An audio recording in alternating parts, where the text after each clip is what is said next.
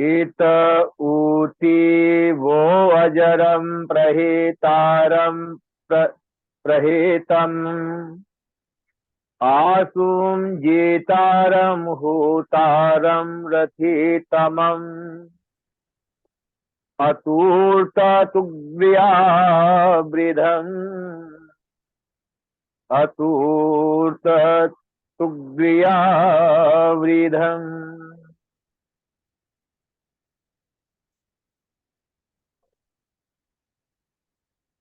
मिलता है सच्चा सुख केवल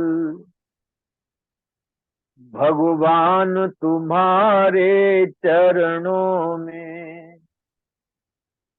मिलता है सच्चा सुख केवल भगवान तुम्हारे चरणों में। है विनती यही पल पर क्षण क्षण रहे ध्यान तुम्हारे चरणों में। है विनती यही क्षण क्षण पल पल रहे ध्यान तुम्हारे चरणों में। मिलता है सच्चा सुख केवल भगवान तुम्हारे चरणों में। यदि बैरी सब संसार बने मेरा जीवन मुझ पर भार बने।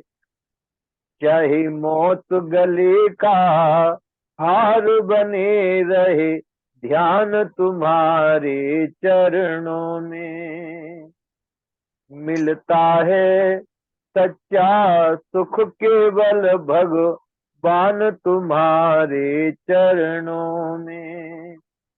चाहे संकट ने आ घेरा हो चाहे चारों ओर अंधेरा हो पर चितना डगमग मेरा हो रही ध्यान तुम्हारे चरणों में। मिलता है सच्चा सुख केवल भगवान तुम्हारे चरणों में। मिलता है सच्चा सुख केवल भगवान तुम्हारे चरणों में। ओम शांति शांति शांति। ओम।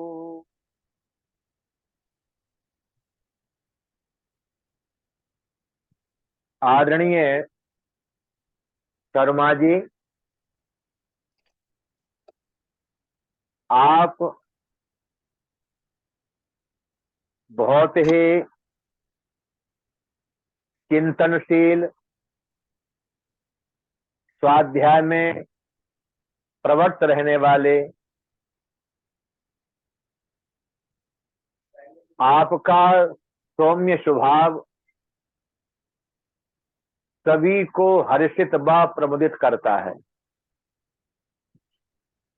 जिनके कुशल नेतृत्व में इस कार्यक्रम का आयोजन चल रहा है, हमारे भ्राता श्री लखनलाल आर्य जी, और इस कार्यक्रम में सम्मिलित आर्य जगत के जाने माने वैदिक विद्वजन, श्रद्धा सत्कार व सम्मान की योग्य श्रद्धामयी वंदनीय पूज्या मातृशक्ति, सत्संग प्रेमी प्रबुद्ध श्रोता वृंद, बड़ा अच्छा ये कार्यक्रम चल रहा है। अभी बहुत सुंदर सुंदर आपने भजनों को माताओं बहनों और भाइयों के द्वारा श्रवण किया है। अब कुछ वेद के अनुसार ज्ञान चर्चा को हम आगे बढ़ाते हैं। आज का जो विषय है वह प्रलोभन पूर्ण संसार से बचने के उपाय, अर्थात ये संसार आकर्षण का केंद्र है। ये इसमें बड़े बड़े विद्वान, संयमी, बलवान, धनवान, शूरवीर, पराक्रमी योद्धा और मूढ़मती जन सभी इस सृष्टि के सौंदर्य को देखकर आकृष्ट होते हैं। कोई नहीं बचा। हो क्यों ना, क्योंकि इस संसार का रचयिता परम ब्रह्म परमेश्वर अपने आप में पूर्ण है और वो रचयिता इस सृष्टि के अंदर विराजमान है। तो इस जगत में जहां जहां भी सौंदर्य प्रकृति के माध्यम से हमें दिखाई दे रहा है विकृति में, वह सब उसका ही है। किसी कवि ने पंक्तियां याद आ गई, वह कितना सुंदर होगा, वह कितना सुंदर होगा जिसने इतना सुंदर है जगत बनाया। वह कितना सुंदर होगा जिसने इतना सुंदर है जगत बनाया। अब विचार कीजिए, कौन कितना सुंदर है वो। तो आज का जो मंत्र है, आप घर में भी अपनी वेद को उठा करके देख सकते हैं। साम वेद का 283वां मंत्र है। साम वेद का 283वां मंत्र है और इस मंत्र के जो ऋषि हैं निर्मेध आंगिरस। आज के मंत्र के ऋषि हैं निर्मेध आंगिरस। देवता इसका इंद्र है और बृहति इसका छंद है। निर्मेध, निर्मेध एक शब्द आता है निरी और एक आता नरमेध। नृमेध आंगिरस अर्थात जिसने अपनी चित्त की वृत्तियों को निरुद्धा अवस्था में जो ले आया है, पर चित्त को तो, चित्त की वृत्तियों को तो निरुद्धावस्था में ले आया, पर उसके अंग अंग से सौम्य भाव से युक्त होता, ओत प्रोत होता हुआ वह प्रसन्न चित है, प्रसन्न वदन है और हर स्थिति में वो सब रहना जानता है, ऐसा अंगिरस। इस मंत्र का ऐसा जो ऋषि है, ऋषि क्या कह रहे हैं, जो इस प्रकार के विचारों से युक्त है, उसके अंग अंग से रस टपकता है और इंद्र इसका देवता है।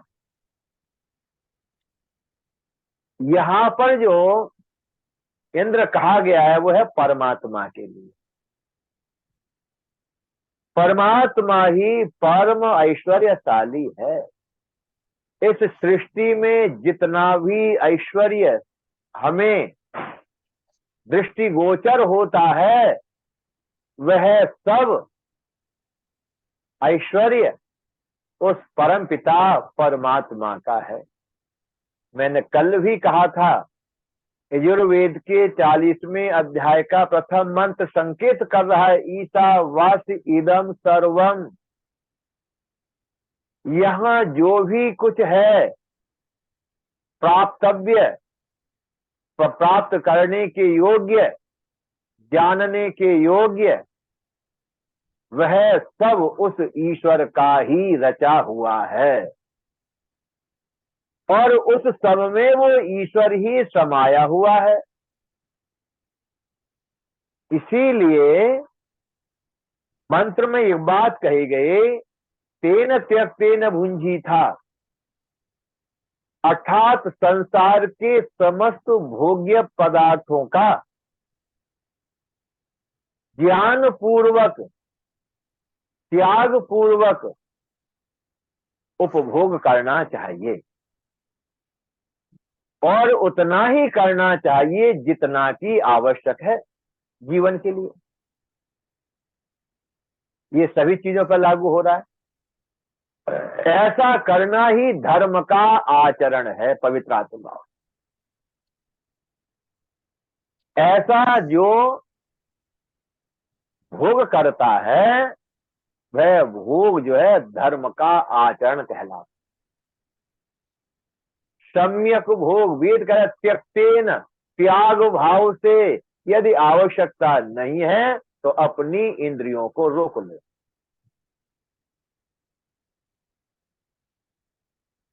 और क्या हो जाओ? संयमी। प्रलोभन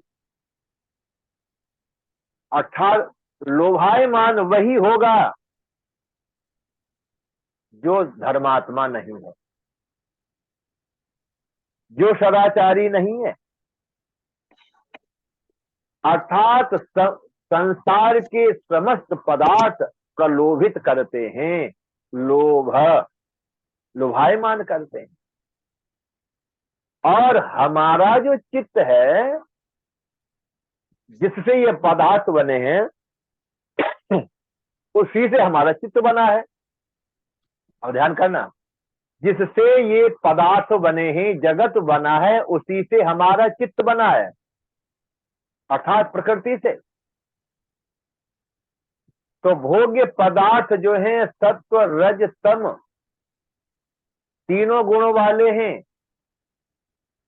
चित्त भी हमारा त्रिगुणात्मक है, बुद्धि भी त्रिगुणात्मक है, मन भी त्रिगुणात्मक है, और भोग के साधन है वो भी त्रिगुणात्मक है। तीनों सभी तीनों गुणों से युक्त हैं। इसलिए कबीर साहब कहते हैं, माया महाठगिनी हम जानी, माया महाठगिनी हम जानी। तो उससे कैसे बचा जाएगा? तो मंत्र में कहा गया, इत वा ऊती, इत वा ऊती, इस प्रलोभन पूर्ण संसार से अपने रक्षण के उद्देश्य से उस प्रभु का स्मरण करो, क्योंकि वो एकमात्र परम पिता परमात्मा ही है। इस प्रकृति में रह कर के भी प्रकृति उसको आसक्त नहीं करती, और जो उसको भुला करके रहता है वो इसके लोभायमान आकर्षण से बच नहीं सकता। तो इस प्रलोभन से बचना है तो परमात्मा को जानना है, उसका स्मरण करना है। इसीलिए महर्षि पतंजलि महाराज योग दर्शन के सूत्र में कहते हैं, तस्य वाचकः प्रणवः, अर्थात उसके वाचक अर्थात बोलने का जो शब्द है, नाम है, वो है प्रणव। प्रणव कोई उद्गीत कहते हैं बृहदारण्यक उपनिषद में। अलग ऋषियों ने सबने यही माना है कि इस माया जाल से बचने का एकमात्र साधन वो मायापति है, माया उसकी पत्नी है। तो उसको जान करके इस माया से हम अपने इस बंधन से, इस प्रलोभन से हम बच सकते हैं। तो जानना है। अब बड़ी विडंबना यह है कि जब वो उस मायापति को जानना है तो रास्ता माया से ही निकलेगा, अर्थात सबसे पहले प्रकृति उसकी द्वार पर है। तो जानने के लिए हमें महर्षि पतंजलि ने जो मार्ग बताया है अष्टांग योग का, उसमें हमें प्रकृति को जानना होगा। प्रकृति को जान करके फिर उससे एक संवाद है, बड़ा रोचक है। वह है मां। हमारे वानप्रस्थ ब्रह्मचारियों को, गृहस्थियों को, वानप्रस्थियों को और सन्यासियों को,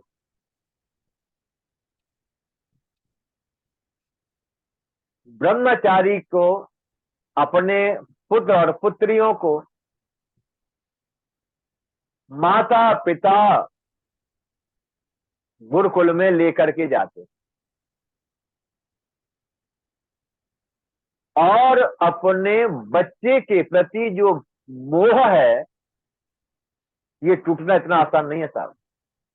बच्चे के प्रति प्रत्येक माता पिता को जो मोह होता है, उस मोह को बच्चे के सर्वांगीण विकास के लिए माता पिता उस मोह के बंधन को तोड़ते थे और उस बालक को उस आचार्य के लिए समर्पित कर दिया करते थे। वो बहुत अच्छी परंपरा थी साहब, हम भी उसी में से निकले। वो परंपरा जब तक रही तब तक यहाँ पर विद्वानों का, सदगृहस्थियों का, ब्राह्मणों का, क्षत्रियों का, वैश्यजनों का और परिचर्या करने वाले शूद्रों का निर्माण होता था आचार्य कुल में। अंतर्वासी अर्थात आचार्य उनको 3 दिन तक, 3 रात्रि तक अपने अंतर में वास करता था। अंतेवासी अर्थात गुरुकुल में वास कराता था। वो प्रक्रिया समाप्त हो गई और फिर कहता था, ऐ मेरे पुत्र, ऐ मेरे शिष्यों, मेरे अंदर यदि कोई आपको दुर्गुण दिखाई दे तो वो सर्वथा त्याज्य है। मेरे अंदर कोई गुण दिखाई देता है तो वो गुण आपके लिए कल्याणकारी है, अर्थात एकदम विवाक होकर के बता, वो हितकारी है तुम्हारे लिए बेटा। इसीलिए आचार्य उस ब्रह्मचारी के लिए तपस्वी बनाता था।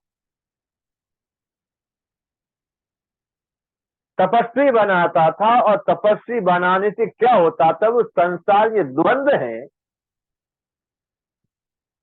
उस द्वंद्व पर विजय कैसे प्राप्त की जाए इसके योग्य बनाता था। इसका नाम है ब्रह्मचर्य। अर्थात अब तुम्हें संसार के आकर्षण में नहीं फंसना है। तुम तपस्वी वेश को धारण करो, तुम तापस बनो। तो तपस्वी वेश में क्या था, एक लंगोट बस, और सारे दिन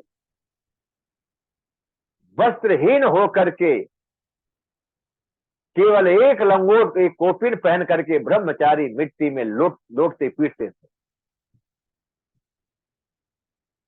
और नियत समय पर परमात्मा का स्तवन करते थे। नियत समय पर यजन होता था, नियत समय पर प्रातरास होता था, नियत समय पर भोजन होता और नियत समय पर विश्राम होता। अर्थात आज ब्रह्मचारी की दिनचर्या, और जिस दिनचर्या को आचार्य लोग उसे सिखा करके भेजते थे, ता उम्र उसी दिनचर्या में रह करके अपने जीवन का वो विकास करता था। और ये आगे बता, वो ये जीवन जो था, जो दिनचर्या थी, वो आत्मिक उन्नति में सिद्धहस्त हुआ करती। तो का उद्देश्य जीवन का है क्या? सांसारिक प्रलोभनों से उपराम होना, ये था। और तब का इतवा ऊती, अर्थात इस संसार के जो संसार प्रलोभन पूर्ण है, या कदम कदम पर आकर्षण ही आकर्षण है, तो क्या करो? जैसे इसमें आकर्षण है वैसे ही अपने अंदर एक आकर्षण को पैदा करो। तो वो क्या है? ऐसा कौन सा है जो सबको, जड़ पदार्थों को, चेतन तत्वों को, सभी को अपनी ओर आकृष्ट कर रहा है? वह है परमात्मा, ईश्वर, जिसका नाम ओम है। अब जो उस ओम का स्मरण करते हैं, उस परमात्मा का स्मरण करते हैं, वो क्या करेगा परमात्मा फिर?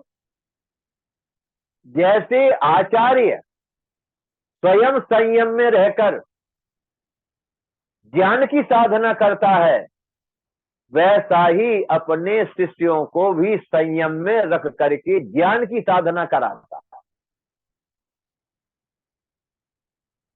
और जब ज्ञान की साधना करता है, अब दो भाग हैं, एक है विद्या अर्जन, एक है ज्ञान की साधना। तब आचार्य कहते हैं, बेटा आप गायत्री मंत्र का जाप करो, क्योंकि गायत्री मंत्र में ही वह सामर्थ्य है जो बुद्धि की जो जड़ता है, जो तम और रजत की मात्रा है, उसको सम कर देता है, और किसी में नहीं है। और जो सात्विकता का प्रखर जो होती है, सात्विक भाव जो बुद्धि में विचार उत्पन्न होता है, उस सात्विकता को और शुद्ध रूप में लाने के लिए प्रणव जप है, पवित्र आत्मा, प्रणव का जाप। अब बुद्धि का स्तर क्या हो गया? मेधा। इसलिए कहा ये छात्र बड़ा मेधावी है। तो अब उसका बुद्धि का स्तर सात्विक स्थिति में आ गया, अर्थात वो वेद आदि के जानने के योग्य बन चुका है। इसलिए व्याकरण आदि को कंठस्थ हमारे यहाँ कराया जाता है, अर्थात उसकी वाणी को, उसकी बुद्धि को सुसंस्कारित किया जाता था गायत्री और प्रणव की जाप के द्वारा। बुद्धि और तो क्या सुसंस्कारित किया जाता। अब कह रहे हैं अजरम, बड़ा अच्छा शब्द है, अर्थात जरा रहित, संसार प्रकृति से निर्मित जितने भी पदार्थ हैं सब में जरा है। शरीर भी जरायुज है, पर आत्मा जो है वो जरायुज नहीं है। आत्मा जो है जरा से रहित, अर्थात आत्मा तो अंडा में रहता है। आत्मा तो जरायुज शरीर है, आत्मा नहीं है। तो शरीर जरायुज है, शरीर अंडज है, शरीर स्वेदज है, शरीर उद्भिज है। अब देखो, महर्षि मनु कहते हैं कितने प्रकार की सृष्टि है? जरायुज, अंडज, उद्भिज, स्वेदज, चार प्रकार की सृष्टि। तो जीव तो इस सब में रहता है। इसीलिए जो जरायुज है, अंडज जो अंडज है वो मुक्ति का अधिकारी नहीं है, जो उद्भिज है वो मुक्ति का अधिकारी नहीं है, जो स्वेदज है उसे भी मुक्ति नहीं मिलेगी। पर जरायुज में जो प्रथम कोटि का है, अर्थात जरायुज पशु भी हैं 4 पैर वाले, और 2 पैर वाला मनुष्य भी जरायुज है, ये जरा में लिपट के आते हैं। अब ध्यान करना, इसमें जो उत्तम कोटि का जरा जो है वो है मनुष्य का शरीर। इसीलिए परमपिता परमात्मा ने मनुष्य शरीर में आने वाली आत्मा के हितार्थ कल्याणार्थ अपना निज ज्ञान अर्थात वेद का ज्ञान या मनुष्यों को दिया, अर्थात ऋषियों को दिया। अच्छा, औरों को क्यों नहीं दिया? इसके आने से पहले तो और भी थे, पशु भी थे, पक्षी भी थे, स्वेदज भी थे और उद्भिज भी थे। आज ही मिट्टी से शरीर बनते हैं, मिट्टी से आज ही बनते हैं, केचुआ आदि, गिजाई मिट्टी से पैदा होता है, मच्छर, मक्खी आदि आदि बहुत है। पहली सृष्टि ऐसी थी, आज भी है, 4 प्रकार की सृष्टि है। तो कहा अजरम अर्थात हे जीवात्मन, तुम्हें अपने को अजरत्व को जानना है। ये शरीर अजर नहीं है, जीवात्मा अजर है, अमर है, अमृत है। तो कहा प्रहेतारम, प्रकृष्ट प्रेरणा को देने वाला, प्रहेतारम जो प्रकृति को प्रेरित करता है, जो सूर्य को प्रेरित कर रहा है, प्रकाशित कर रहा है, जो वायु को गति दे रहा है, ये न द्यौरुग्रह पृथ्वी चंद्र, अर्थात जो तीक्ष्ण स्वभाव वाले सूर्य चंद्रमादि को धारण कर रहा है, जो पृथ्वी को धारण कर रहा है, जिसने सुख को धारण किया है, जो दुख से रहित मोक्ष को धारण किए हुए है, ऐसे परमात्मा को क्या करो? ऐसे परमात्मा की स्तुति करो, उसकी प्रार्थना करो, उसी की उपासना में उपासित होकर के रहो। तो क्या होगा? अब भोग भी होगा साहब, ऐसी बात नहीं कि बिना भोग के जिंदा रह जाएगा, भोग भी करेगा, पर कैसा? संयमित भाव से। अब कह रहा है आंशु शीघ्र कार्य करता, अर्थात अब इसमें देरी नहीं करनी। ऐसा नहीं है कि हम आज नहीं कल करेंगे, आज का ही जीवन है तुम्हारे पास, कल नहीं आएगा। अद्य, आज, अभी। इसलिए आचार्य कहता था, है मेरे शिष्यों, जो आज्ञा दी है उसी आज्ञा का तत्क्षण पालन करना है। अब 1 घंटा 2 घंटे बाद नहीं है, तत्क्षण करना, इसको आंशु कहते हैं, अर्थात शीघ्र कार्य करने वाला। अच्छा, परमात्मा देरी नहीं लगाता साहब, सूर्य देरी नहीं लगाता, वायु देरी नहीं लगाता, जितने भी जड़ जगत के पदार्थ हैं कोई भी निरादर नहीं करता उसकी आज्ञा का। जिसको जो कार्य सौंपा गया है वो वह उस कार्य में सदा संलग्न रहता है। अब मनुष्य को देखो, अभी नहीं, आज नहीं, क्या जल्दी है? ये मनुष्य बोलता है, कोई पशु नहीं बोलता, कोई पक्षी नहीं बोलता, कोई सरीसृप नहीं बोलता। जितने भी प्राणी हैं जगत में, कोई आज का कार्य पवित्र आत्माओं कल पर नहीं टालता। वो सब क्या करते हैं? आज, अद्य, और एक शब्द है सद्य, संध्या पढ़ते हैं आप। एक अद्य आज, एक सद्य अभी, अभी तत्क्षण। जो ऐसा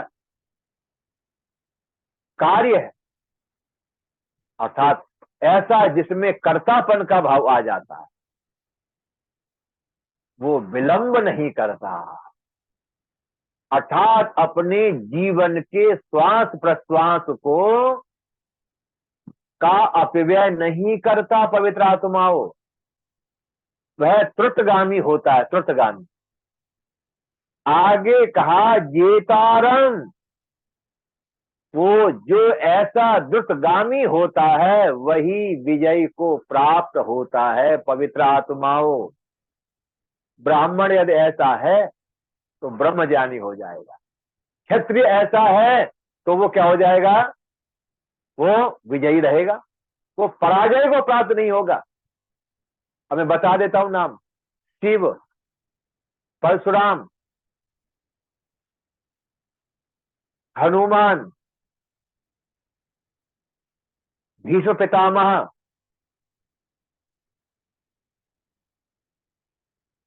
गुरु द्रोणाचार्य, कृपाचार्य, श्री कृष्ण, ये सभी अपराजेय योद्धा रहे। अपराजेय राम, ये कभी जीवन में पराजित ही नहीं हुए। क्यों? कि इन्होंने कोई भी कार्य आज का आज ही करना है, और आज्ञा है तो अभी करना है। अभी का आज पर नहीं टाला, आज का कल पर नहीं टाला। ऐसे यह आशु थे, सदा विजय उनके चरणों को चूमती रही। पवित्र ब्राह्मण, एक शब्द बोल देता हूं, इसी को कहते हैं कर्तव्य परायण, इसी को कहते हैं धर्म परायण। अर्थात जो धर्म परायण और कर्तव्य परायण है, आगे कहा होतारम, क्या सब मंत्र था, होतारम अर्थात देने वाला। क्या देने वाला? जो प्राणी मात्र के लिए परमात्मा ने जो पदार्थ रचे हैं, कल्याणकारी, हितकारी, उन कल्याणकारी पदार्थों को देने वाला स्वयं संयमी है, पर दूसरों को संयम का पाठ नहीं पढ़ा। क्या कहता है? गुंजित है, अरे अभाव से सिद्ध क्यों हो?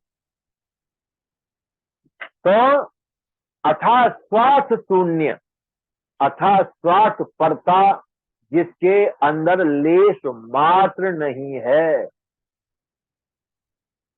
मेरा क्या होगा, ऐसा जो चिंतन नहीं करता, अर्थात परमार्थ में जीवन को जीता है।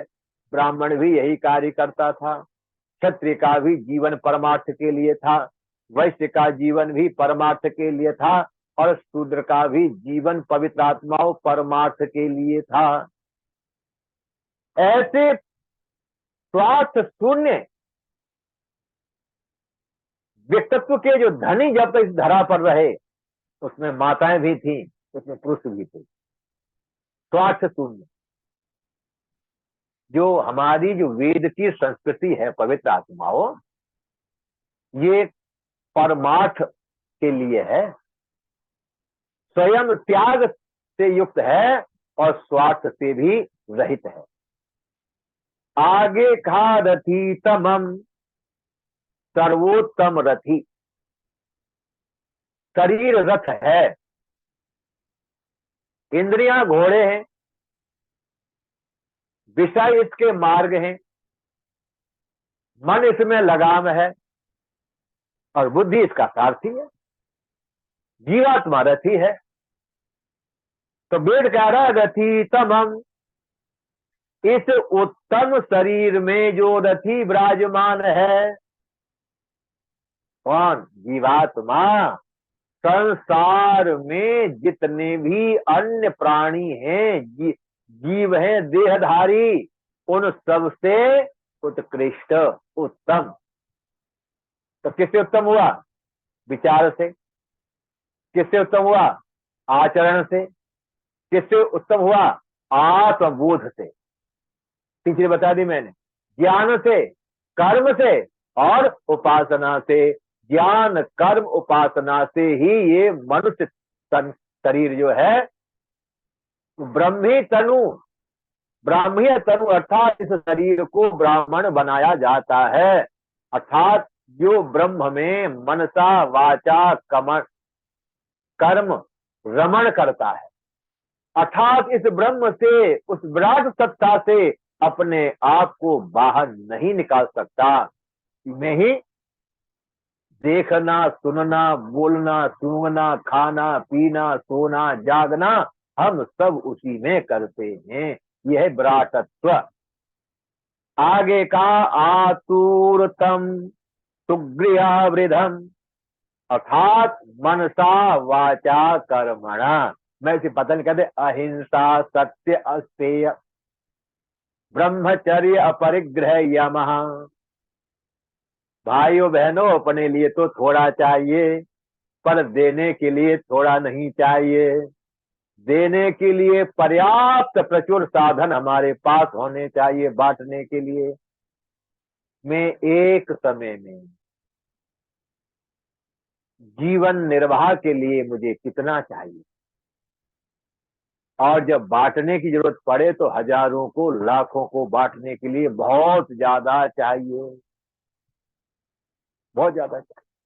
इसीलिए कहा श्याम पतयो रहीणाम, हे प्रभु ऐसी कृपा करो कि हम धन और ऐश्वर्य के स्वामी बने। आज ज्यादातर अर्थदास हैं, अर्थ तो है उनके पास, पर अर्थ के दास हैं, अर्थ के स्वामी नहीं बने। तो स्वामी कैसे बनेंगे? पुरुषार्थ से कमाओ और कमा करके सुख भोगो, और जो बचा है उसके लिए बांट दो। किस किस भाव से? इदं न मम, यह मेरा नहीं है। फिर किसका है? वो तेरा है। ईशावास्य इदं सर्वम यद किंचित जगत्याम जगत, इस जगत में जो भी कुछ है, जो दृश्य और अदृश्य है, स्थूल और सूक्ष्म है, वह सब ईशावास्य इदम सर्वम, वो सब उसका है और मैं मानता हूं मेरा है। कितनी भूल है साहब, मेरा है ही नहीं, मेरे लिए है, मेरा नहीं है पर मेरे लिए है। इसीलिए त्यक्तेन भुंजी था, अर्थात संसार के सुख और ऐश्वर्य का त्याग पूर्वक भोग करो। 25 साल निकल गए तापस वेश में, 25 साल निकाले भोग और विलास में। अब ध्यान करना साहब, फिर 75 वर्ष अर्थात 100 वर्ष का जीवन की इच्छा प्रकट करते हुए 75 वर्ष जो है वो त्याग और तप से व्यतीत किए गए। ऐसे थोड़े परमानंद मिल जाएगा? तुम भोग विलास में रमण करते रहो, परमानंद मिल जाए? असंभव। तो कहा हिंसा रहित हो करके, अर्थात अहिंसा परमो धर्म, ब्राह्मण के लिए, क्षत्रिय के लिए, वैश्य के लिए, शूद्र के लिए क्या होना चाहिए? अहिंसा, अहिंसक मन वचन कर्म से। अब आप मेरे से एक शंका कर सकते हैं कि आचार्य जी क्षत्रिय कैसे अहिंसक हो जाएगा? क्षत्रिय को तो युद्ध में हिंसा करनी पड़ेगी, आप कह रहे हो वो अहिंसक हो। क्षत्रिय हिंसक नहीं है साहब, क्षत्रिय धर्म परायण है और न्याय प्रिय है। मैं दोबारा से वाक्य को बोल रहा हूं, क्षत्रिय धर्म परायण और न्याय प्रिय। क्षत्रिय का धर्म क्या है? अन्याय पर विजय प्राप्त करना और न्याय पूर्वक शासन करना। अधर्म जहां हो रहा है वहां अधर्म का हनन करते हुए धर्म की रक्षा करना। चाहे धर्म की रक्षा करते अपने प्राणों की भी आहुति देनी पड़ जाए, कोई जरूरत नहीं है। और हमारे क्षत्रिय राजाओं ने ये किया है जीवन में, तो किसको प्राप्त हुए? वीर गति को, वीरत्व को प्राप्त। सर कटा दिए, सर झुकने नहीं दिया। संस्कृति की रक्षा के लिए, राष्ट्र की रक्षा के लिए, धर्म की रक्षा के लिए अपने बच्चों तक को कुर्बान कर दिया, स्वयं कुर्बान हो गए हंसते हंसते। ये था छात्र धर्म। हिंसा नहीं है साहब, धर्म की रक्षार्थ प्राणों की बाजी चली देनी पड़े, कोई संकोच नहीं है। यदि अधर्मी के प्राण भी लेने पड़े तो कोई पाप नहीं। हिंसा रहित, हिंसक होने वाला तथा शक्ति का भंडार। अच्छा, हिंसा, इसलिए एक शब्द हमारे यहां कह दिया गया, वैदिक हिंसा हिंसा ना भवती, अर्थात वेद धर्म की रक्षार्थ यदि गाय भी क्यों ना आ जाए, गुरु भी क्यों ना आ जाए, गुरु माता क्यों ना हो, पिता क्यों ना हो, भाई क्यों ना, पत्नी भी क्यों ना, बच्चे भी क्यों ना, यदि ये सब अधर्म का आश्रय लेकर के फलना फूलना चाहते हैं तो शासक को इनको मृत्यु दंड दे देना चाहिए, क्योंकि उसके लिए धर्म ही सर्वोपरि है। छात्र धर्म। ऐसा महर्षि मनु को पढ़ो, विश्वदयानंद सरस्वती महाराज अमर सत्यात्कार राज्य धर्म के विषयों को पढ़िए आप। वहां मनु का चैप्टर बहुत लंबा दिया है, वहां आपको पता चल जाएगा। इसीलिए पवित्र आत्माओं, ये जीवन किस लिए है? पहले भी रहे सब। अच्छा ये बताओ, राम को राज्याभिषेक होना है, सूचना मिल गई, तो राम हर्षित नहीं हुए, बहुत हल्के में लिया, क्योंकि शासन गद्दी उन्हें प्रलोभित नहीं कर रही थी। आज कौन होगा ऐसा? छोटे छोटे पद के लिए लड़ बढ़ते हैं, मर्डर कर दे छोटे पद के लिए। हम क्या कहते हैं? हम राम के पुजारी हैं। अरे भाई, राम के जीवन को जरा देखो तो सही। राम पूर्णतया वेदज्ञ है, कल मैं राम पर बोलूंगा। राम पूर्णतया वेदज्ञ हैं, धर्मज्ञ हैं, कर्तव्य परायण हैं, एक आदर्श पुत्र हैं। वो कल चर्चा करूंगा मैं। राम को मानने वाले राम की एक भी नहीं मानते। कृष्ण का पूजन करने वाले कृष्ण के अनुरूप नहीं है किसी का जीवन। और मैं अपने पर आ जाता हूं।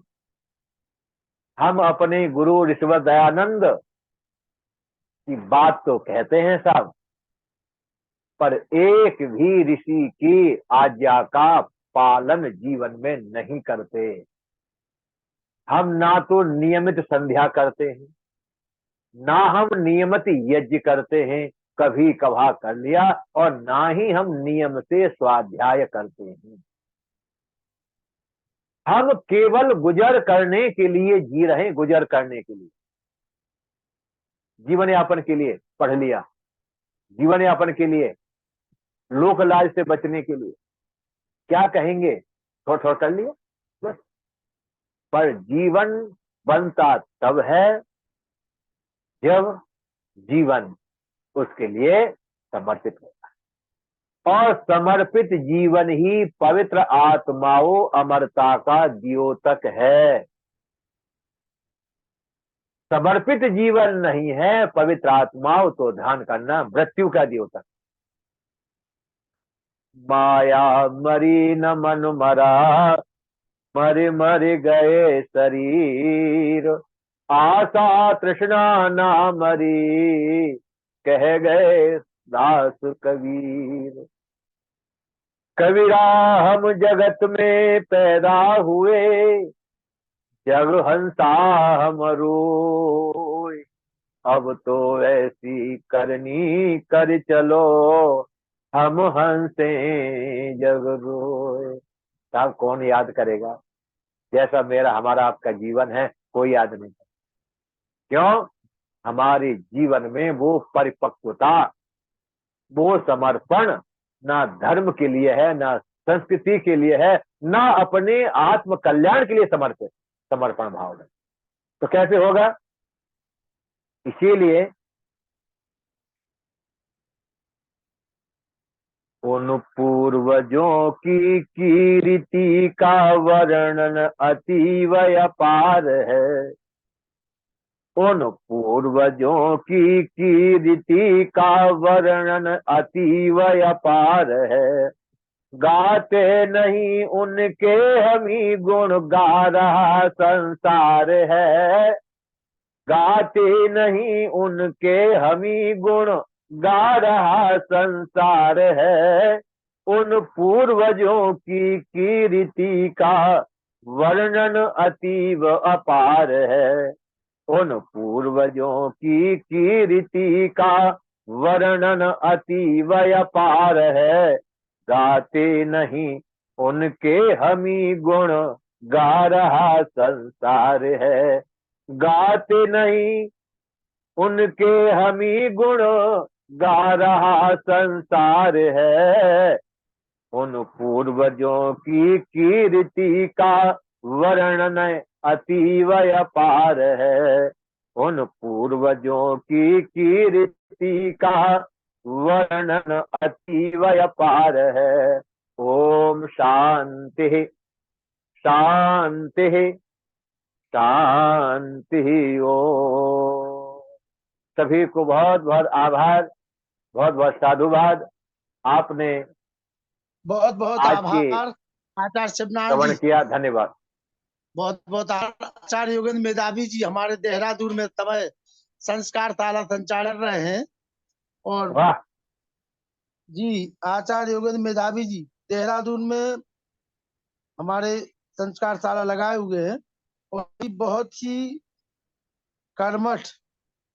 मेधावी जी माइक खोल लीजिए अपना। योगेंद्र नमस्ते जी। जी नमस्ते जी, नमस्ते जी।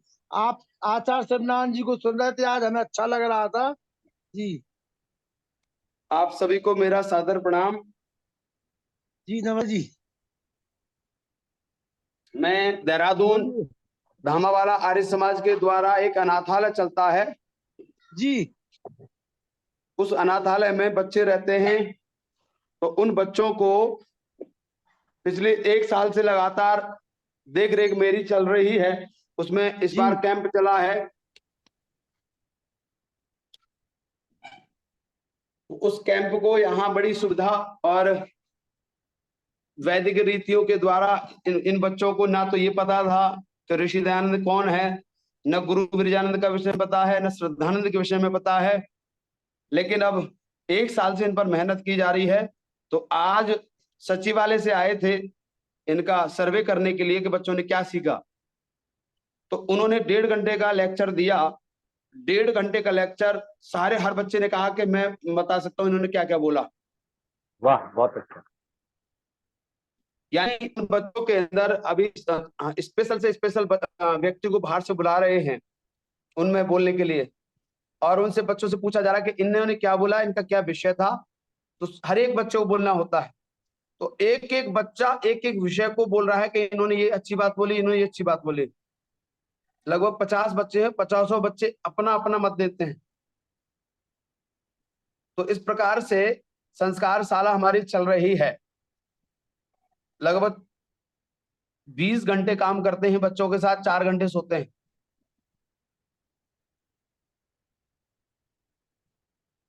तो आप सब विद्वान हैं, आप सब हर चीज में मुझसे अनुभवी हैं।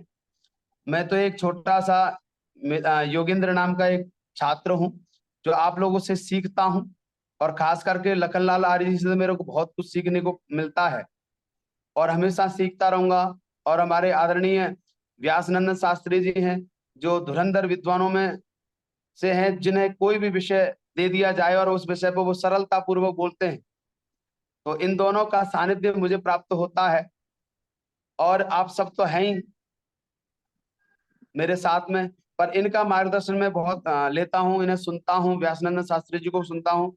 और विशेष जो प्रेरणा मिलती है वो लखनलाल आर्य जी से मिलती है, क्योंकि ये इस उम्र में और कक्षाओं के साथ में, स्कूल के साथ में अपना जितना भी समय होता है उस समय को इन बच्चों में लगाते हैं। ये जल्दी ही ऋषि के मार्ग को चुनते हुए जरूर आगे चल के वानप्रस्थी बनेंगे, और वानप्रस्थी बन करके अपने बच्चों को जिम्मेदारी से मुक्त करके फिर हम इन्हें पूरा 100% इनका समय जो है वो मैं जरूर लूंगा इनका। तो इसलिए राष्ट्र के लिए एक और बात कहना चाहूंगा सबसे, कोई व्यक्ति ये ना सोचे कि आर्य समाज का काम नहीं हो रहा है।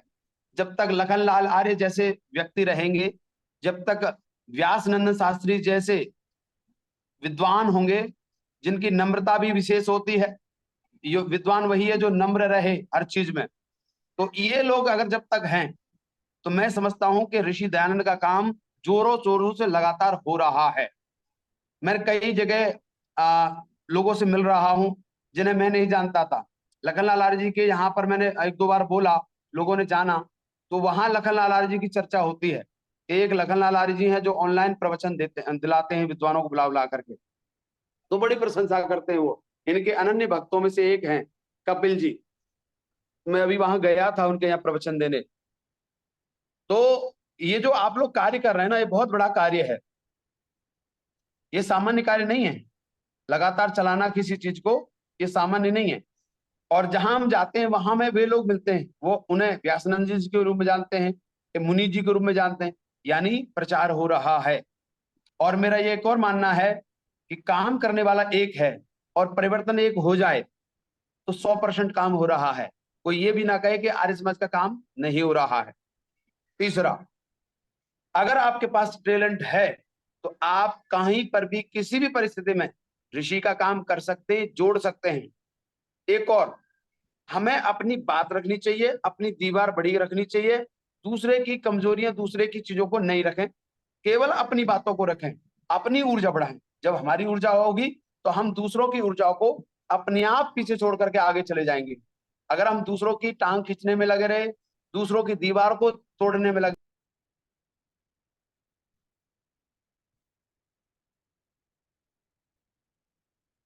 आवाज चली गई। योगेश जी माइक खोल लीजिए, योगेश जी माइक जी बोलिए बोलिए। पॉजिटिव होकर के जब काम करेंगे तो हमारा काम ज्यादा हो पाएगा। कई आर्य समाजों से फोन आ रहे हैं कि आचार्य जी जिस प्रकार से आप कर रहे हैं काम, क्या हमारे यहाँ लोग जुड़ सकते हैं। अभी मैं खैर में गया, 10 सदस्य थे आर्य समाज के। कितने साल से? 50 साल से 10 सदस्य। 7 दिन रह के आया वहां। आज उनके पास 50 सदस्य करके आया हूं, और आर्यवीर दल की शाखा लगा करके 4 लड़के उनको दे करके आया हूं जो शाखा लगातार चला रहे हैं। तो परिवर्तन कब होता है? आपके जीवन में परिवर्तन हो, आपके जीवन में वो हो जो आप बोलते हैं। सरलता के साथ साथ में जो आप बोल रहे हैं वो विद्वत्ता आपके जीवन में भी दिखनी चाहिए। हम कहते हैं भोजन इतना नहीं करना चाहिए, ऐसे नहीं करना चाहिए, लेकिन जब अपनी बात आती है तो हम दब के खाते हैं, दब के करते हैं। मैंने वहां 7 दिन रहा, 7 दिन में 24 घंटे भोजन किया। लोग तरसते थे कि आचार्य जी हमारे यहाँ भोजन करें। गुटखा तंबाकू खा रहे हैं लोग और कह रहे हैं कि आचार्य जी एक दिन भोजन कर लो। मैंने कहा गुटखा तंबाकू दारू छोड़ दोगे, संकल्प करोगे, यज्ञ करोगे तो मैं भोजन कर लूंगा आपके यहाँ। मैंने उनके यहाँ यज्ञ किया, मैंने भोजन नहीं किया। तीसरे दिन उन्हें लगा कि अरे हमारे घर इतना सन्यासी व्यक्ति आया और हमारे यहाँ भोजन नहीं किया, उन्हें बड़ा दुख हुआ।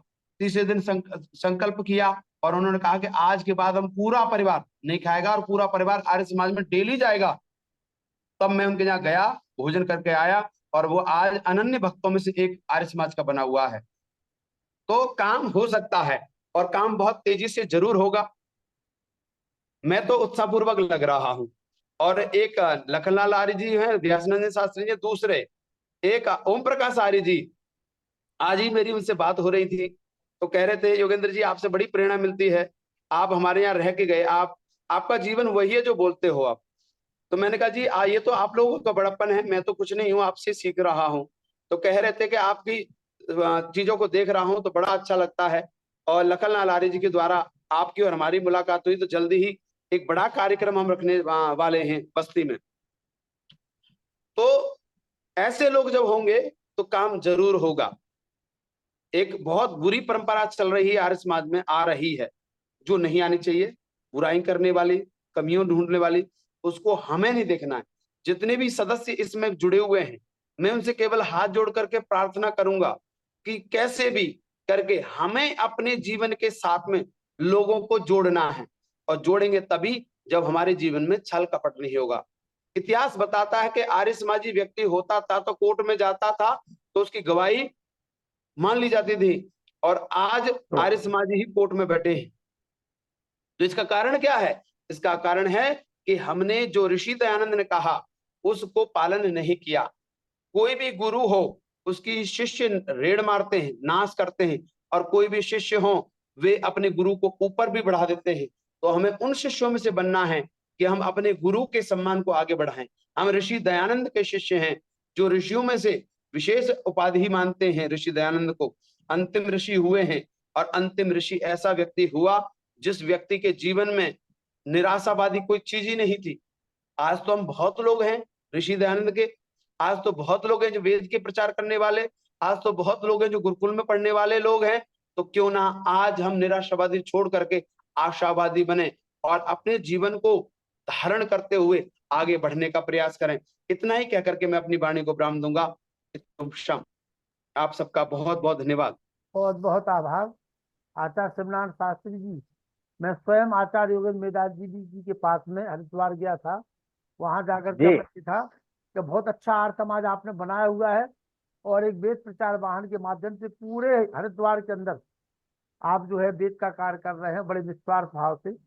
और जो अभी आप देख रहे हैं कि अनाथालय आश्रम में वहाँ पे एक संस्कारशाला भी आपकी समय चल रही है, और पूरे देश में घूम घूम करके जहाँ भी मौका मिलता है वहां पर युवाओं को तैयार करना, आर्मी दल की शाखाएं संचालित करना, इसमें आपकी बड़ी महती भूमिका है। और हम सभी का सौभाग्य है कि आज आपका समय मिला और आपका हम सबको संबोधन भी प्राप्त हुआ। निश्चित रूप से आपके संबोधन से हम सभी लोग वो स्रोत है और उससे प्रेरणा लेकर के आगे और अच्छा कार्य करने का प्रयास किया जाएगा। सभी लोग मिलकर के ऋषि दयानंद के कार्य के प्रति जुटे, यही हमारे आचार्य योगेंद्र मेधावी जी का उद्देश्य है कि हम सब लोग मिलकर के चाहेंगे तो वो दिन दूर नहीं जब कृणवंतो विश्वमार्यम का नारा पूरे विश्व में गूंजेगा। आइए प्रोफेसर व्यासचंद्र शास्त्री जी। ॐ इन्द्रं वर्धन्तो अप्सुरः कृण्वन्तो विश्वमार्यम् अपघ्नन्तो अरावणः। ओम शांति शांति शांति। जगन नियंता जगदीश्वर की असीम कृपा से आर्यों का महाकुंभ एवं भारत को समझो अभियान के अंतर्गत चल रहा कार्यक्रम, जो विगत 3 वर्षों से अनवरत संचालित हो रहा है, और इसका संचालन करता आदरणीय मित्र पंडित लखनलाल जी आर्य हैं, जो निरंतर इस कार्य में अपनी सेवा दे रहे हैं और पूरे उत्साह के साथ लगे हुए हैं। और इसी के साथ अभी हम लोगों ने बहुत ही सुंदर प्रवचन आदरणीय आचार्य प्रवर शिवनारायण शास्त्री जी, जो निरंतर 6 दिनों पूर्व से ही ये कार्यक्रम में जुड़ करके हम लोगों की बड़ी ज्ञानवर्धन और साथ ही साथ अपने ओजस्वी, तार्किक और साथ ही साथ विद्वत्तापूर्ण गीतिमयता के साथ अपने कार्यक्रम को संपादित कर रहे हैं, जो अत्यंत प्रभावशाली है रहा है। और आज अभी हम लोगों ने बहुत ही सुंदर कार्यक्रम श्रवण किया। हमारे मित्रवर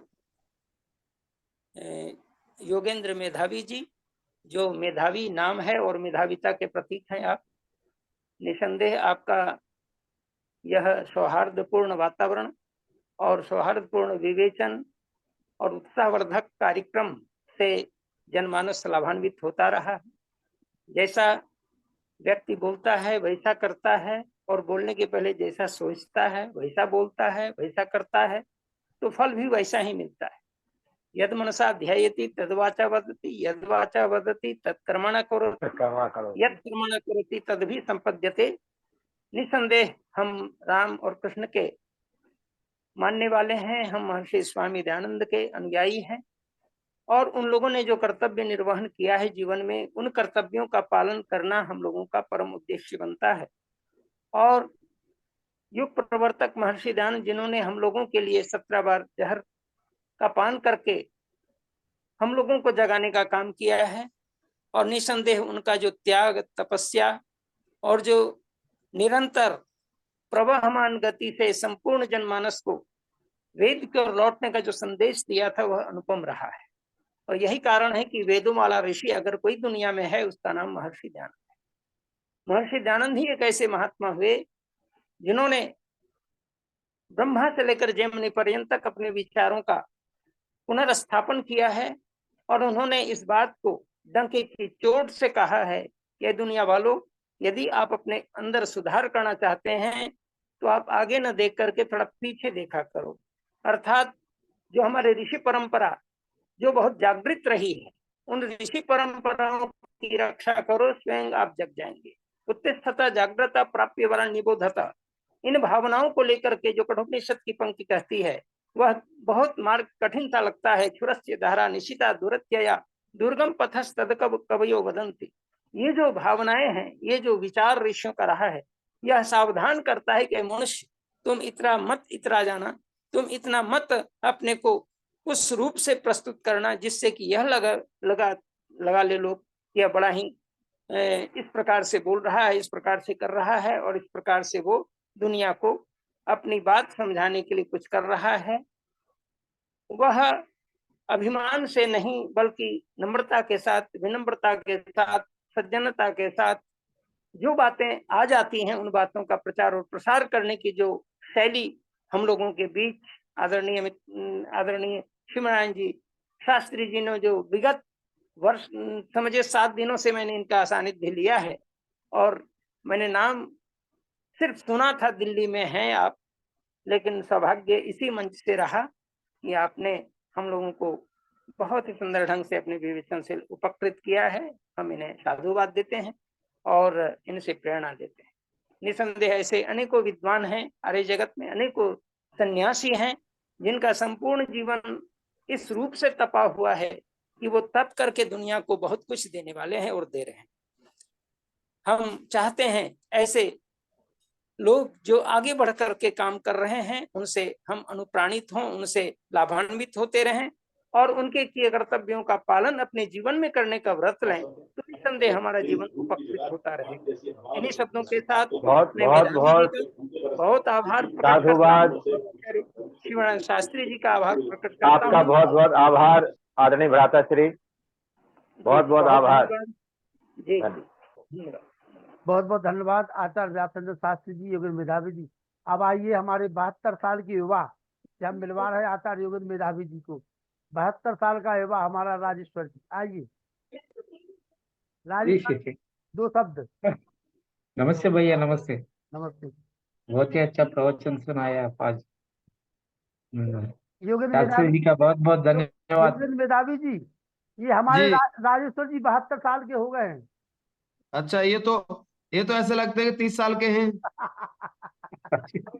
यही तो आश्चर्य है, यही तो ऋषि दयानंद के मानव तत्वों की पहचान है। जो देखो आप, क्योंकि मैं इनको 2-3 बार सोशल मीडिया पर, फेसबुक पे देखा, तो ऐसे लगते हैं जैसे 30 साल के हैं। ये हैदराबाद से है ना आप? हाँ हैदराबाद से, जी जी हैदराबाद। जी, हाँ, तो हैदराबाद से। आपका फोटो तो हमेशा 30 साल से ऊपर दिखाता ही नहीं है।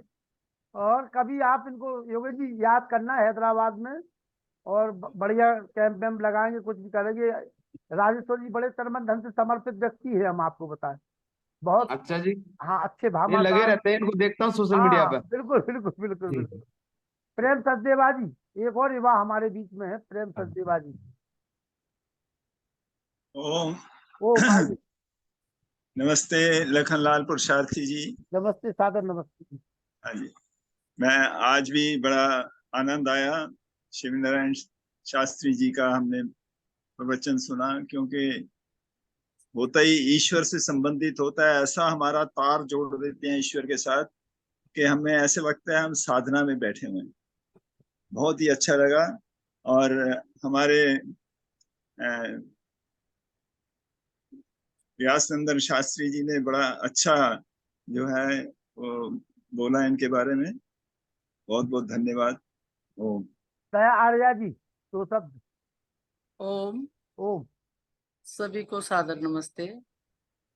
आदरणीय शिव नारायण शास्त्री जी ने वाकई में ज्ञान की गंगा में गोते लगवा रहे हैं लगातार, और सरल सहज भाषा, एक एक दृष्टांत बहुत ही बढ़िया। और आज योगेंद्र मेधावी जी भी हमारे बीच में जुड़े हैं। नमस्ते इनकी माता जी। उन्हें याद आ गई तो आप वो और भी जैसे सोने पे सुहागा हो गया। बहुत अच्छा लगा। आप सभी का पुनः बहुत बहुत हार्दिक अभिनंदन। ओम। बहुत दिनों के बाद आज आनंद आ गया योगेश जी के आने से। हाँ। विमलेश कुमार जी। नमस्ते जी सभी को। नमस्ते। आचार्य जी का बहुत सुंदर व्याख्यान चल रहा है पिछले दिनों से, और आज मेधावी जी ने हम सबको अपने ओजस्वी शब्दों के द्वारा उत्साहित कर दिया है और आशा की नई किरण दिखाई है। इस सब के लिए बहुत बहुत धन्यवाद। मैं तो आप लोगों से एक बैटरी जब डाउन होती है ना, तो आप लोगों को ज्वाइन कर लेता हूँ। तो इधर से थोड़ी चार्ज हो गई। अब 4-5 दिन खूब चलेगी। जैसे कि गड़बड़ लगेगा फिर आ जाऊंगा, थोड़ा चार्ज होके फिर चला जाऊंगा। अभी 9 तारीख से 16 जून तक हरिद्वार में प्रवास रहेगा मेरा। मैं आपसे कोशिश करूंगा मिलने की। आइएगा, स्वागत है। ज्वालापुर गुरुकुल में आचार्य सानंद जी का शिविर लग रहा है, उसमें आएंगे तो आइए, आपसे मिलेंगे। बिल्कुल आइए, स्वागत है। मेरा भी 9 तारीख को समापन है। अच्छा अच्छा। विमलेश जी जरूर आइए मिलने के लिए, जरूर मिलके आना योगेश जी से, ठीक है। नंबर भेज दीजिए भ्राता लखनलाल जी, नंबर भेज दीजिएगा। मैं भेज दूंगा, मैं भेज दूंगा, मैं भेज दूंगा। फिर आराधना जी, आराधना जी, आराधना जी, अनिल नरोला जी। आदरणीय आचार्य शिवनारायण शास्त्री जी, डॉक्टर व्यासनंद शास्त्री जी, आचार्य योगेंद्र मेधावी जी और लखनलाल जी, सभी आर्यजनों को सादर नमस्ते। बहुत ही अच्छा लगा आज योगेंद्र मेधावी जी के बड़े समय बाद आज इनका सुनना हुआ। काफी टाइम पहले इनके कई दिनों में हमने इनके व्याख्यान सुने थे, और बहुत ही उत्साहवर्धक और बहुत ही जीवन का सकारात्मकता जीवन में कैसे होनी चाहिए और क्या क्या सकारात्मक दृष्टिकोण से करना चाहिए, उसके बारे में बड़ा सुंदर ये पहले भी बताते थे, और आज भी इन्होंने बड़ा अच्छा उसी बारे में बताया, तो बड़ा अच्छा लगा है। और आचार्य शिवनारायण शास्त्री जी का तो वैसे ही कोई विकल्प ही नहीं है। उनका तो व्याख्यान सुन के ऐसा लगता है जैसे हम उनके चरणों में बैठ के बिल्कुल आमने सामने बैठ के सुन रहे हैं। इतना सुंदर, इतना सरल, इतना सहज और इतना स्वाभाविक रूप से इनका व्याख्यान होता है कि बहुत ही अच्छा लगता है। इनको बहुत बहुत धन्यवाद, और आप सभी को वंदन, अभिनंदन। देखिए, धन्यवाद आपको। आचार्य शिवनारायण शास्त्री जी जो बोलते हैं वो जीवन में उन्होंने उतारा है, और इसीलिए उनकी एक बिल्कुल चीज अपन को अच्छी लगती है कि वो अंदर से बोलते हैं। उनकी जो बिल्कुल साधना है, बिल्कुल उन्होंने उस चीज को जीवन में उतार के रखा हुआ है। और ये हम सबको जो है तपाया हुआ नहीं है बिल्कुल।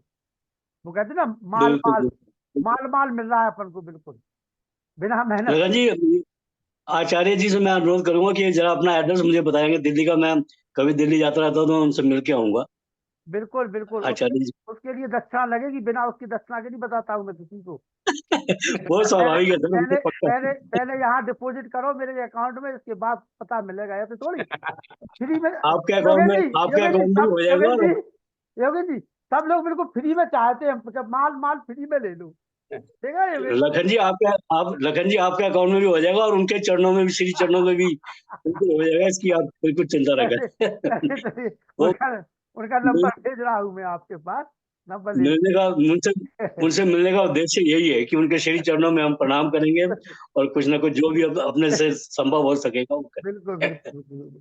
चलिए, धन्यवाद। अपना परिवार ही ऐसा है, हंसते हंसाते हुए हम सभी को रहना है। हाँ नहीं नहीं, बिल्कुल। ये तो आइए आपसे तो सभी समझ। प्रेरणा, आपसे सभी प्रेरणा लेते हैं लखन जी, बहुत सभी प्रेरणा लेते हैं। बस मैं कुछ नहीं, मैं तो निमित्त मात्र हूँ आप सब लोगों के बीच में, और ईश्वर ने हमें चुना है। हम इसके लिए अपने आप को सौभाग्यशाली मानते हैं, और कुछ नहीं है। वेद प्रकाश बहुत शर्मा सुंदर, जी। अति सुंदर। मान ली लखनलाल जी हम लोगों को बीच में बड़े बड़े अच्छे हीरे लाते हैं। आचार्य शिवनारायण शर्मा जी ने बहुत ही सुंदर वेद मंत्रों का पाठ। शिवनारायण शास्त्री जी, शर्मा जी कहाँ से आ गए वो? शिवनारायण शास्त्री जी। हाँ, हम देख रहे हैं पिछले 15 दिनों से आपने हाँ। पीछे शर्मा जी को जोड़ दिया। आपने अपना वाला बना लिया उनको। आप अपनी रिश्तेदारी निकालने लगे। अरे हमने यहाँ सुनने के लिए बुलाया आपको, रिश्तेदारी निकाल दिया आपने तो भाई। और हमारे माननीय योगेंद्र मेधावी जी, उनका बहुत दिनों बाद दर्शन हुआ, कृत हो गए।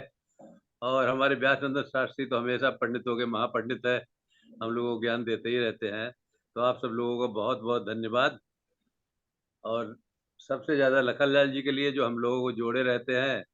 और हमारा तो ये मानना है कि जब तक सत्संग नहीं होता तब तक आदमी को मोक्ष प्राप्त नहीं होती, क्योंकि जब सत्संग होता है आदमी को तभी वैराग्य पैदा होता है, और जब वैराग्य पैदा होता है तब विवेक पैदा हो जाता है, और विवेक पैदा हो जाता है तो स्थिर तत्व ज्ञान पैदा हो जाता है, और जब स्थिर तत्व ज्ञान मिल जाता है तो मोक्ष की तरफ हम अग्रसर हो जाते हैं। तो इसके लिए लखनलाल जी के लिए बहुत बहुत धन्यवाद, साधुवाद। बहुत बहुत आभार आपका। आइए शांति पाठ।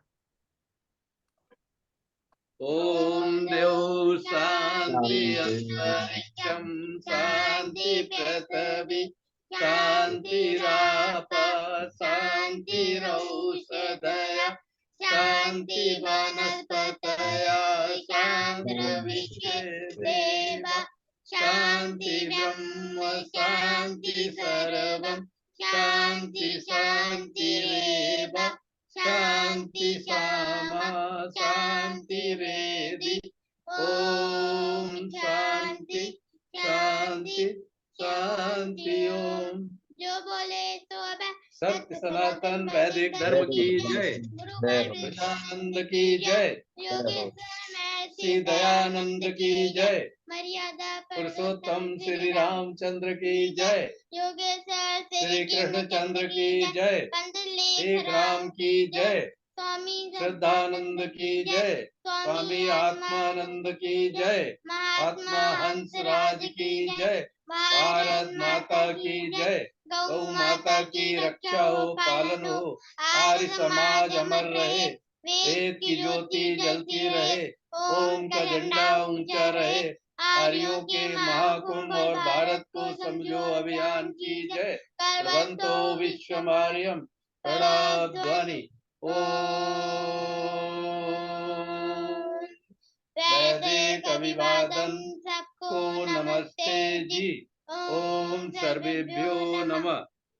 आचार्य योगेंद्र मेधावी जी के लिए कोट सभी सा के माइक प्रणाम। खोल दिए हैं, सभी के माइक खोल दिए गए। नमस्ते। प्रणाम प्रणाम प्रणाम। कैसे हैं? बढ़िया जी। नमस्ते सभी दोस्त। अभी 2-3 महीने से लगातार व्यस्तता ज्यादा चल रही थी।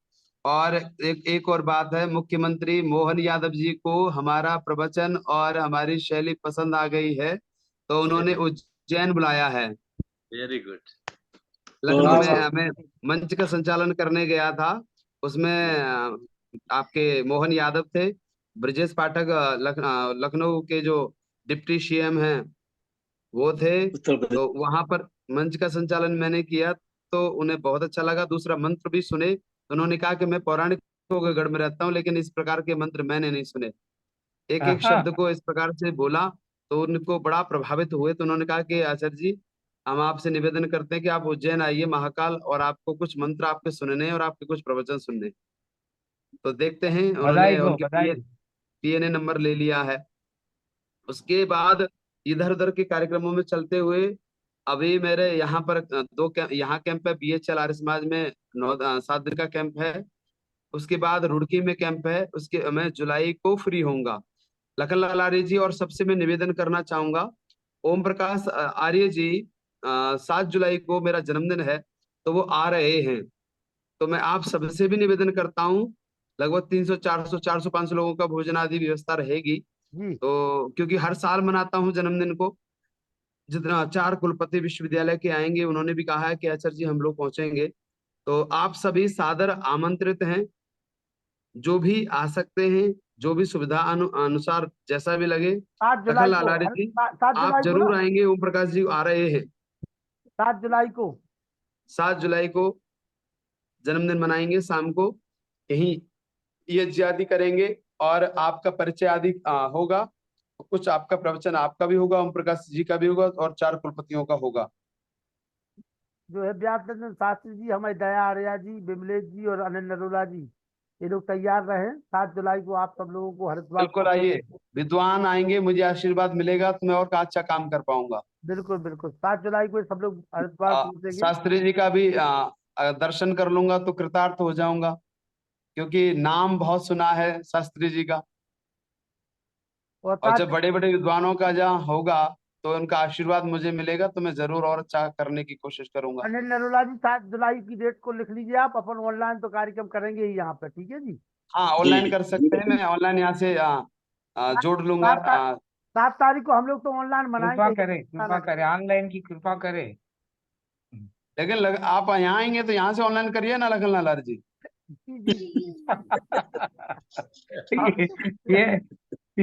ये अच्छा सुझाव है। ये अच्छा सुझाव नहीं है, गलत सुझाव है ये। कम से कम आदमी आमने सामने जाता है तो संबंध और गहरे हो जाते हैं। अरे बिल्कुल देखिए, उस समय अगर कोई ऐसी हम बोली सब लाभ ये लाभ टेक्नोलॉजी, उठा सकते हैं। लखन लाल जी, ये टेक्नोलॉजी बहुत अच्छी है, लेकिन आप ये सोचते रहो कि वहीं आगे बैठे रहेंगे, ना वहीं यहाँ नहीं आएंगे आएंगे। तो गलत बात है। अरे वहीं आएंगे भैया, वहीं आएंगे, हाँ, वहीं आएंगे हम लोग 7 जुलाई 7 तारीख को मैं आपको यहाँ देखूंगा, 7 शास्त्री जुलाई जी को। और जितने भी इसमें जुड़े हुए हैं, मैं सभी से हाथ जोड़कर निवेदन करूंगा कि आप सभी आए। अनिल जी हैं, और हैदराबाद से हैं, सुमन जी हैं, दया जी हैं, विमलेश जी हैं, शास्त्री जी तो हैं ही अपने, श्याम जी हैं, सरमन जी हैं, दयानंद जी, जितने भी हैं, कपिल जी खैर से हैं, ये जितने भी लोग हैं सब लोग आएंगे तो अच्छा लगेगा। जी जी जी बिल्कुल। और एक बात एक ऐसी प्रेरणा देना चाहता हूँ उस लोगों को कि लोगों को लगे कि भाई व्यक्ति के जीवन से कितना प्रभाव हो सकता है। बिल्कुल और बिल्कुल सारे के सारे आप ये देखेंगे, पहले कभी पौराणिक हुआ करते जो मेरे यहाँ आ रहे हैं, पहले पौराणिक हुआ करते, तो आज सारे कट्टर आर्य समाज से जुड़े हुए हैं। तो केवल इस उद्देश्य से जन्मदिन मनाता हूँ। ये खर्चा करने का केवल एक ही उद्देश्य होता है कि नए लोग जुड़ेंगे, नए लोगों को प्रेरणा मिलती है, और कुछ नहीं है। नहीं इससे अच्छी और बात कुछ भी प्राप्त नहीं करने की इच्छा। किसी ना किसी बहाने कम से हम सब लोग इकट्ठे हो जाते हैं, ये अच्छी बात है। हाँ, हो जाते हैं खर्चे तो दुनियादारी के चलते रहते नहीं हैं। ये खर्चा नहीं है, ये अच्छी चीज है। चंद्रशेखर शर्मा जी कह रहे हैं कि हम पहुंचेंगे भैया जयपुर से। आइए चंद्रशेखर शर्मा जी। बिल्कुल आइए, स्वागत है सबका। भाई साहब, आप बहुत बड़े विद्वान हैं, लेकिन पौराणिक हम आपके कोई दुश्मन थोड़ी हैं, शत्रु थोड़ी हैं। जो आप ये कहते हो पौराणिक आते थे, अब कट्टर आर्य समाजी आएंगे, तो भाई अगर पौराणिक को बुलाते हो तो मैं तो नहीं आ सकता। आप पौराणिक हैं? हाँ बिल्कुल। ये अच्छा, तो मैं आपको बुलाऊंगा। हैं? आपको ही बुलाऊंगा, इनको मना कर रहा हूँ, सबको कोई नहीं आएगा, केवल चंद्रशेखर जी आएंगे। पौराणिक भी तो आर्य बनते हैं, और फिर आप ऐसा आप किसी वो अन्य किसी उस संप्रदाय के लोग को आर्य बना के दिखा दो देगा।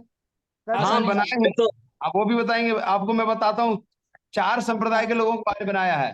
तू सच्चा, नाम सच्चा, जो दिमाग पे लिखते चंद्रशेखर शर्मा जी, अपन सब लोग पौराणिक है, सब लोग आर्य समाज बनेंगे, चिंता न करो, हम आपके साथ हैं। आप आइए, मैं आपको और चीजें बताऊंगा कि कैसे कैसे परिवर्तन किए हैं। बिल्कुल बिल्कुल। हम पुरानों की अच्छी बातों का कोई विरोध थोड़ी करते हैं, पुरानों की अच्छी बातों को हम ग्रहण करते हैं। नहीं करते किसी का। अरे भाई चंद्रशेखर शर्मा जी अपने हैं, उनकी अपनी बात रखने का तरीका है, उनको रखना चाहिए। उनको हक है यार, उनको हक है, वो अपने बड़े भाई है भाई। बिल्कुल बिल्कुल पूरा। चंद्रशेखर आजाद जी, आप आइए, स्वागत है। सभी को सादर नमस्ते, शुभरात्रि। जी चलिए, नमस्ते सभी को। शुभरात्रि। नमस्ते सभी।